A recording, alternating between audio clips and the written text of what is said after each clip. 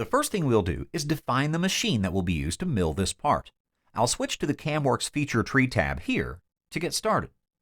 This tree is used to specify the machine and the stock that will be used to machine parts. Later, we'll see how this tab can also be used to control the parameters of each feature in the part. By default, I have a machine called Mill Machine Inch selected to machine this part. This is the icon that will be used to define the machine, tool definitions, and the post processor.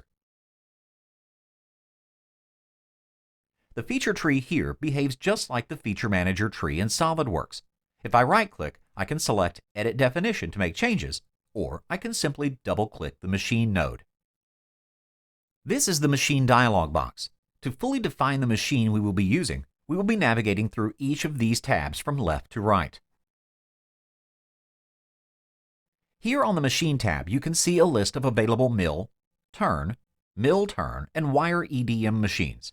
These machines and their properties, shown at the bottom, are loaded in a technology database in CAMWorks.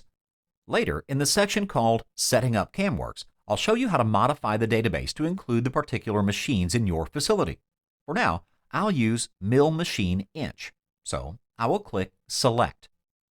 Under the Tool Crib tab, you can choose a tool crib, which is a set of tools that are used with the machine you have chosen. I'll choose one of the predefined tool cribs by selecting it at the bottom of this window. These are not all of the tools available from the technology database, just a subset that represents the actual tools in your facility. Here you can add, remove, and edit the tools in this tool crib. I will click Add Tool to bring up the Tool Selection dialog box. Since there are thousands of tools in the database, these selection filters can help you browse to the exact tool you are looking for. I will filter only drills between 0 and 1/2 inch in diameter. When I press OK, you'll see the tools that meet the criteria.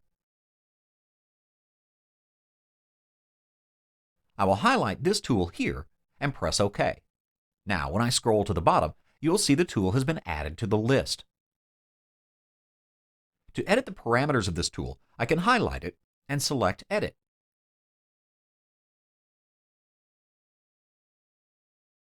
Here are all of the tool's parameters that you can modify in case the one from the database doesn't match the exact tool you're working with. Note that all of the changes we have made here in this tool crib will only take effect in this part. These custom settings will be saved with the part and not globally in the database. Later, I'll show you how to modify tool cribs globally in the technology database to take effect on all parts. Next, I'll switch to the Post Processor tab. This tab is used to define the post processor that will be used. The post processor controls the format of the NC or G code output. CAMWorks has several post processors built in, which display here.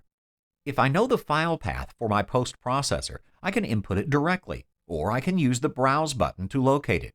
If for any reason the post processors do not display, use the Browse button to locate the folder that contains files with a .ctl extension. For this lesson, we'll use this post. At the bottom, you can see the parameters of the post and a short description.